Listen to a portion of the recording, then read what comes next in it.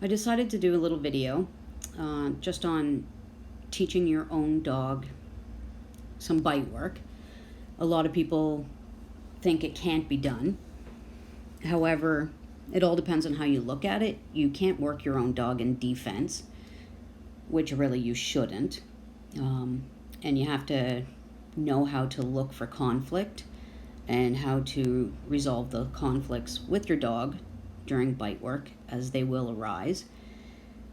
Some dogs will only bite, sleeve, and tug when they're young, when it comes to the owner.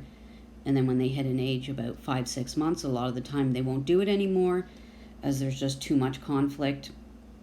Those are usually dogs that take it a little more serious. Then you end up having to bring somebody else in to help you. Vivid was that way. She was about 5 months and she stopped biting anything I would present to her. As for her, it was never a game. It was always very serious. She can play it as a game with other people, but she's a little cocky and you got to watch out. But as a puppy, I did all of her foundation work. And the way I see it, it's the same as, if you were to teach your child a fighting style, karate, taekwondo, something like that, same thing. You're able to put in a lot of work around grip development, applying pressure, working the dog in various locations and situations, and the dog already has a relationship with you of trust, and it just works out better. I find anyways. I've worked tons and tons of dogs as puppies. Most of them I was working because they were breeding dogs and offspring of breeding dogs, so I wanted to test the puppies in every single way imaginable, so I knew what I was dealing with genetically. A lot of people would say I put way too much pressure on my puppies and I was going to ruin them. Never ruined any of them.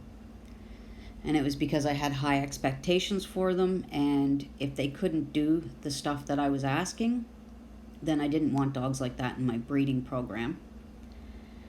However, dogs aren't stupid. When you're doing bite work with them and it's your own dog, they know it's a game. They're not taking it serious. And the ones that, have some conflict there, they'll stop biting your equipment. And it's usually because you're putting too much pressure on them to work them through it. There is always a way it can be done, but some dogs, in my opinion, that feel that pressure, it's best just to not continue. But the dogs that have a lot of prey drive and a lot of fight drive and that aren't as defensive, they will see it as a game with you, and they will absolutely love the game. No different than if you played tug with your rope with your lab. It's pretty much the same. They know they're not fighting you. That there's no defensive energy going on. They're just having a good time, and you can teach them how to grip. You can teach them where to grip.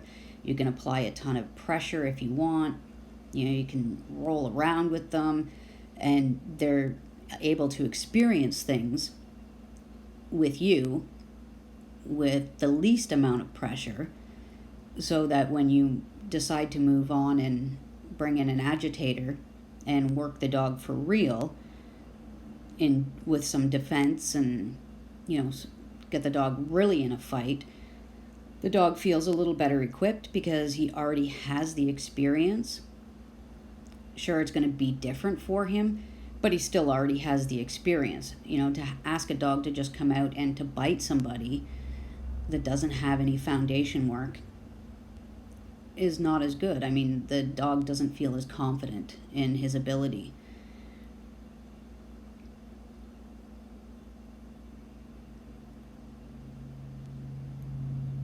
Like, this is Amboss, and he's maybe about a year old here, and he jumped off the dock to come bite me out in the water. And at this time, he was my dog. I raised him from birth on a bottle. He was a bottle-fed baby, as his mother wouldn't care for the litter. And he had no problem coming out. He'd come out and bite me just as hard as I'm sure he bit anybody else. Maybe it wasn't as hard, I'm not sure. But he was a hard biting dog. and I could dump a ton of pressure on him. Didn't matter what it was I did.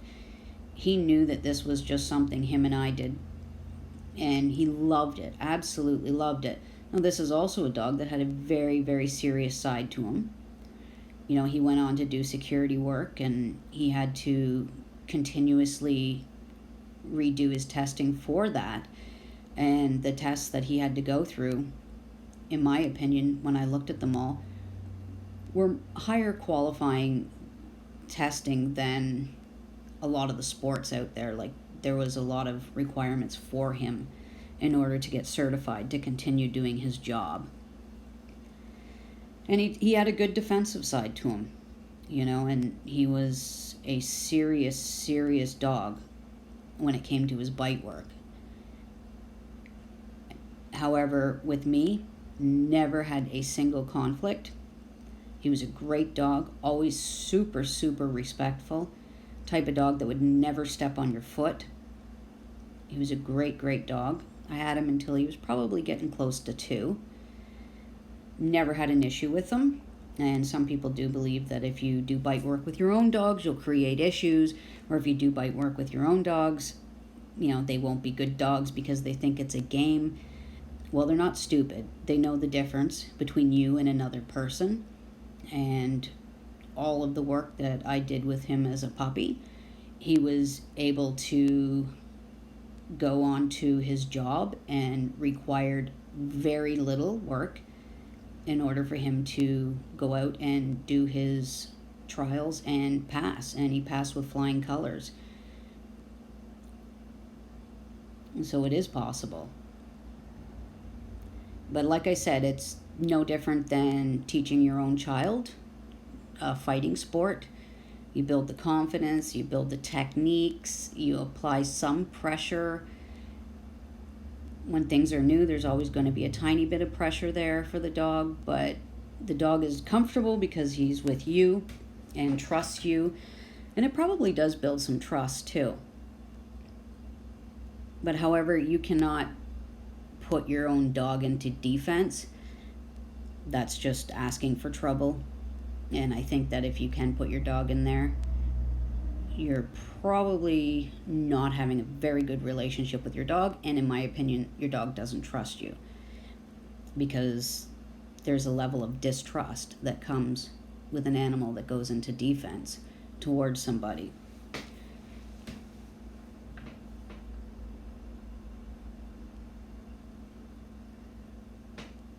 So that's just my take on that. I just wanted to make this video, as I've had quite a few people ask me with regards to working my own dogs, and assume that, well, there's a small handful of people out there, I'm guessing, in the dog world that assume if you work your own dog, then you don't have a real dog. But that would be maybe if somebody worked their own dog and the dog didn't work with anybody else. But I'm sure people don't really do that if they're taking serious what they're doing.